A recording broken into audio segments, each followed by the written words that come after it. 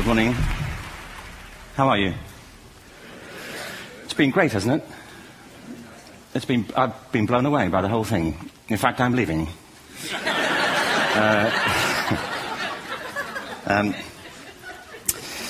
There have been three themes, haven't there, running through the conference, which are relevant to what I want to talk about. One is the extraordinary evidence of human creativity in all of the presentations that we've had and in all the people here. Just the variety of it and the range of it. The second is that it's put us in a place where we have no idea what's going to happen in terms of the future. No idea how this may play out. I have an interest in education. Actually, what I find is everybody has an interest in education. Don't you? I find this very interesting. If you're at a dinner party and you say you work in education, actually, you're not often at dinner parties, frankly. If you work in education, you're not asked, and you're never asked back, curiously. That's I think that strikes me. But if you are, and you say to somebody, they say, what do you do? And you say, you work in education, you can see the blood run from their face. They think, oh my God, why me? It's my one night out all week. But if you ask people about their education, they pin you to the wall. Because it's one of those things that goes deep with people. Am I right? Like religion and money and other things. So I have a big interest in education, and I think we all do. We have a huge vested interest in it, partly because it's education that's meant to take us into this future that we can't grasp. If you think of it, children starting school this year will be retiring in 2065. Nobody has a clue, despite all the expertise that's been on parade for the past 4 days, what the world will look like in 5 years' time. And yet we're meant to be educating them for it. So the unpredictability, I think, is extraordinary. And the third part of this is that we've all agreed, nonetheless, on the really extraordinary capacities that children have, their capacities for innovation. I mean, Serena last night was a marvel, wasn't she? Just seeing what she could do. And she's exceptional, but I think she's not, so to speak, exceptional in the whole of childhood. What you have there is a person of extraordinary dedication who found a talent. And my contention is all kids have tremendous talents, and we squander them pretty ruthlessly. So I want to talk about education, and I want to talk about creativity. My contention is that creativity now is as important in education as literacy, and we should treat it with the same status. Thank you.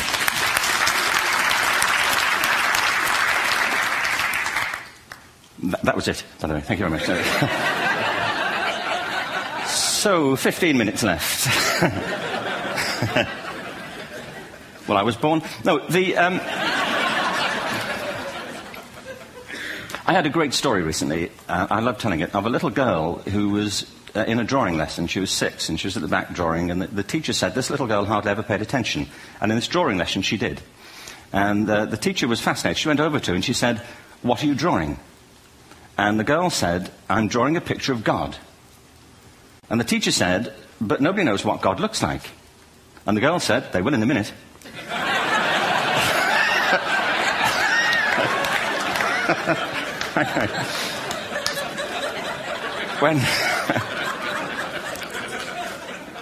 When my son was 4 in England, actually he was 4 everywhere, to be honest. I mean,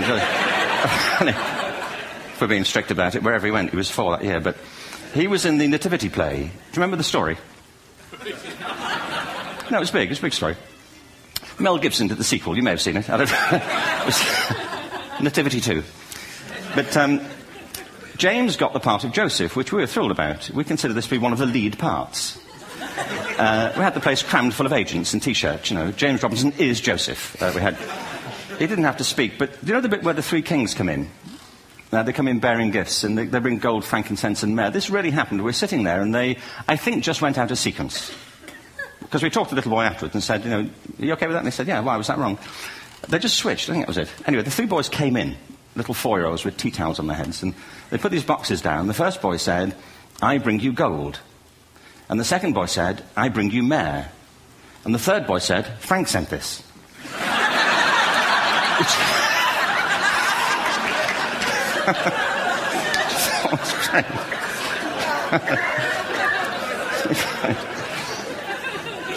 What these things have in common, you see, is that kids will take a chance. You know, if they don't know, they'll have a go. Am I right? They're not frightened of being wrong. Now, I don't mean to say that being wrong is the same thing as being creative. What we do know is, if you're not prepared to be wrong, you'll never come up with anything original. If you're not prepared to be wrong. And by the time they get to be adults, most kids have lost that capacity. They have become frightened of being wrong. And we run our companies this, by the way. We stigmatize mistakes. And we're now running national education systems where mistakes are the worst thing you can make. And the result is that we are educating people out of their creative capacities. Picasso once said this. He said that all children are born artists. The problem is to remain an artist as we grow up. I believe this passionately, that we don't grow into creativity, we grow out of it. Or rather, we get educated out of it. So why is this? I lived in Stratford-on-Avon until about 5 years ago. In fact, we moved from Stratford to Los Angeles. So you can imagine what a seamless transition, this was from LA. Actually, we lived in a place called Snitterfield, just outside Stratford, which is where Shakespeare's father was born. Are you struck by a new thought? I was. You don't think of Shakespeare having a father, do you? Do you? Because you don't think of Shakespeare being a child. Do you? Shakespeare being 7. I never thought of it. I mean, he was 7 at some point. He was in somebody's English class, wasn't he? Do you understand? Really? How annoying would that be?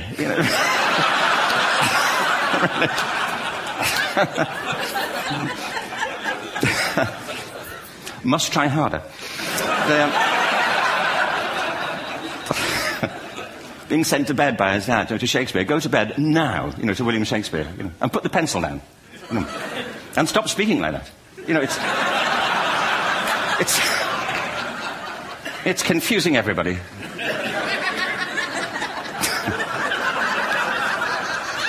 Anyway, we moved from Stratford to Los Angeles, and I just want to say a word about the transition. Actually, my son didn't want to come. I've got 2 kids. He's 21 now, and my daughter's 16. He didn't want to come to Los Angeles. He loved it, but he had a girlfriend in England. This was the love of his life, Sarah. He'd known her for a month. Mind you, they'd had their 4th anniversary by then, because it's a long time when you're 16. Anyway, he was really upset on the plane. He said, "I'll never find another girl like Sarah." And we were rather pleased about that, frankly, because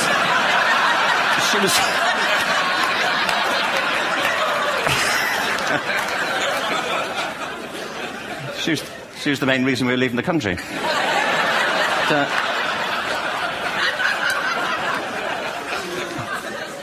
But something strikes you when you move to America and when you travel around the world. Every education system on Earth has the same hierarchy of subjects. Everyone, doesn't matter where you go. You'd think it would be otherwise, but it isn't. At the top are mathematics and languages, then the humanities, and at the bottom are the arts, everywhere on Earth.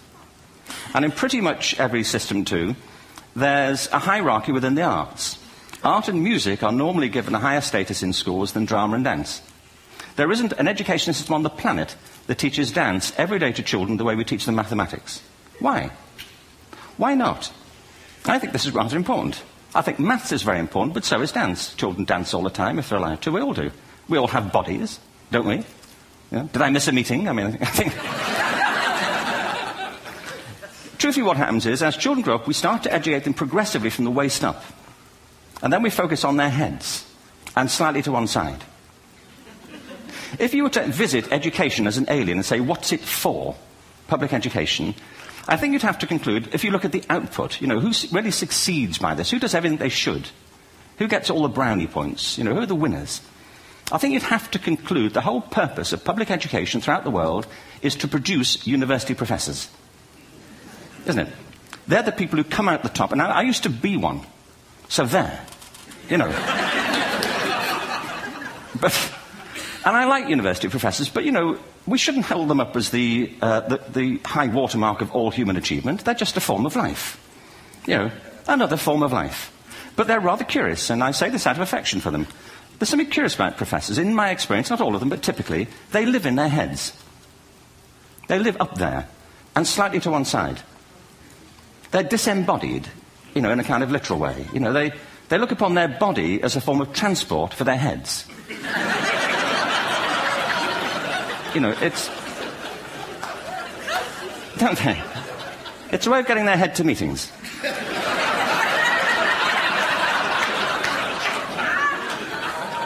If you want real evidence of out-of-body experiences, by the way, get yourself along to a residential conference for senior academics and pop into the discotheque on the final night. And there you will see it. Grown men and women writhing uncontrollably off the beat. Waiting to end so they can go home and write a paper about it. Now, our education system is predicated on the idea of academic ability. And there's a reason. The whole system was invented around the world. There were no public systems of education really before the 19th century. They all came into being to meet the needs of industrialism. So the hierarchy is rooted on two ideas. Number one, that the most useful subjects for work are at the top. So you were probably steered benignly away from things at school when you were a kid, things you liked, on the grounds you would never get a job doing that. Is that right? Don't do music, you're not going to be a musician. Don't do art, you won't be an artist. Benign advice. Now, profoundly mistaken. The whole world is engulfed in a revolution. And the second is academic ability, which has really come to dominate our view of intelligence because the universities designed the system in their image. If you think of it, the whole system of public education around the world is a protracted process of university entrance. And the consequence is that many highly talented, brilliant, creative people think they're not. Because the thing they were good at school wasn't valued or was actually stigmatized. And I think we can't afford to go on that way. In the next 30 years, according to UNESCO, more people worldwide will be graduating through education than since the beginning of history. More people. And it's the combination of all the things we've talked about, technology and its transformational effect on work, and demography and the huge explosion in population. Suddenly, degrees aren't worth anything. Isn't that true? When I was a student, if you had a degree, you had a job. If you didn't have a job, it's because you didn't want one. And I didn't want one, frankly. So, but now, kids with degrees are often heading home to carry on playing video games. Because you need an MA, where the previous job required a BA, and now you need a PhD for the other. It's a process of academic inflation. And it indicates the whole structure of education is shifting beneath our feet. We need to radically rethink our view of intelligence. We know three things about intelligence. One, it's diverse. We think about the world in all the ways that we experience it. We think visually, we think in sound, we think kinesthetically, we think in abstract terms, we think in movement. Secondly, intelligence is dynamic. If you look at the interactions of a human brain, as we heard yesterday from a number of presentations, intelligence is wonderfully interactive. The brain isn't divided into compartments. In fact, creativity, which I define as the process of having original ideas that have value, more often than not, comes about through the interaction of different disciplinary ways of seeing things. The brain is intentionally... By the way, there's a shaft of nerves that joins the two halves of the brain called the corpus callosum. It's thicker in women. Following on from Helen yesterday, I think this is probably why women are better at multitasking. Because you are. Aren't you? There's a raft of research, but I know it from my personal life. If my wife is cooking a meal at home, which is not often, thankfully, but, if she's doing... she's good at some things. But if she's cooking, she's dealing with people on the phone, she's talking to the kids, she's painting the ceiling, she's doing open heart surgery over here. If I'm cooking, the door is shut, the kids are out, the phone's on the hook. If she comes in, I get annoyed. I say, Terry, please, I'm trying to fry an egg in here.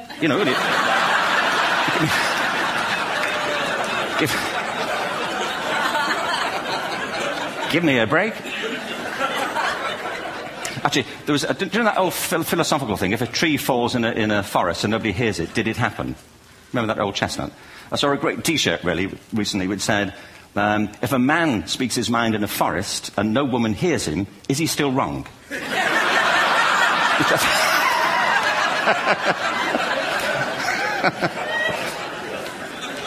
And the third thing about intelligence is it's distinct. I'm doing a new book at the moment called Epiphany, which is based on a series of interviews with people about how they discovered their talent. I'm fascinated by how people got to be there. It's really prompted by a conversation I had with a wonderful woman who most people have never heard of. She's called Gillian Lynn. Have you heard of her? Some have. She's a choreographer, and everybody knows her work. She did Cats. and Phantom of the Opera. She's wonderful. I used to be on the board of the Royal Ballet in England, as you can see. And anyway, Jill and I had lunch one day. I said, how'd you get to be a dancer? And she said it was interesting. When she was at school, she was really hopeless. And the school in the 30s wrote to her parents and said, we think Gillian has a learning disorder. She couldn't concentrate. She was fidgeting. I think now they'd say she had ADHD. Wouldn't you? But this was the 1930s, and ADHD hadn't been invented, at this point, so it wasn't an available condition. People weren't aware they could have that. Anyway, she went to see this specialist. So this oak-panelled room, and she was there with her mother, and she was led and sat on this chair at the end, and she sat on her hands for 20 minutes while this man talked to her mother about all the problems Gillian was having at school. And at the end of it, because she was disturbing people, her homework was always late and so on, little kid of 8, in the end, the doctor went and sat next to Gillian and said, Gillian, I've listened to all these things that your mother's told me. I need to speak to her privately. So he said, wait here, we'll be back. We won't be very long. And they went and left her. But as they went out the room, he turned on the radio that was sitting on his desk. And when they got out the room, he said to her mother, just stand and watch her. And the minute they left the room, she said she was on her feet, moving to the music. And they watched for a few minutes, and he turned to her mother, and he said, Mrs. Lynn, Gillian isn't sick, she's a dancer. Take her to a dance school. I said, what happened? He said, she did. I can't tell you how wonderful it was. We walked in this room, and it was full of people like me. People who couldn't sit still. People who had to move to think. Who had to move to think. They did ballet, they did tap, they did jazz, they did modern, they did contemporary. She was eventually auditioned for the Royal Ballet School. She became a soloist. She had a wonderful career at the Royal Ballet. She eventually graduated from the Royal Ballet School, found her own company, the Gillian Dance Company, met Andrew Lloyd Webber. She's been responsible for some of the most successful musical theatre productions in history. She's given pleasure to millions, and she's a multi-millionaire. Somebody else might have put her on medication and told her to calm down. Now, I think...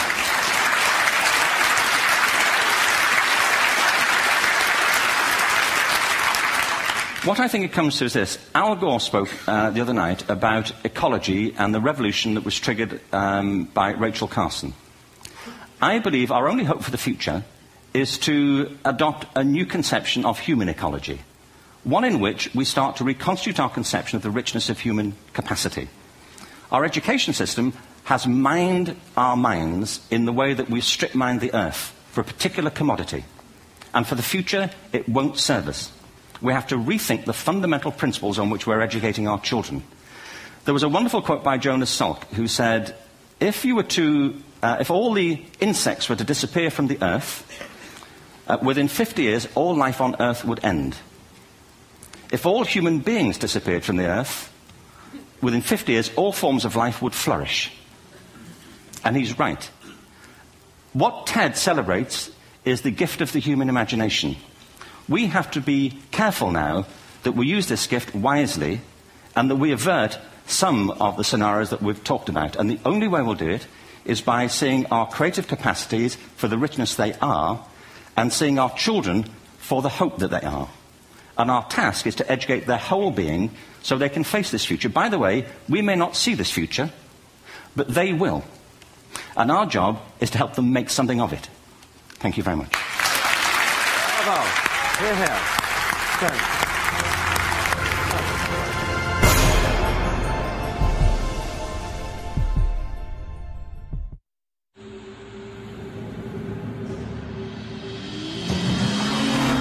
It's a sports car, yet a sedan.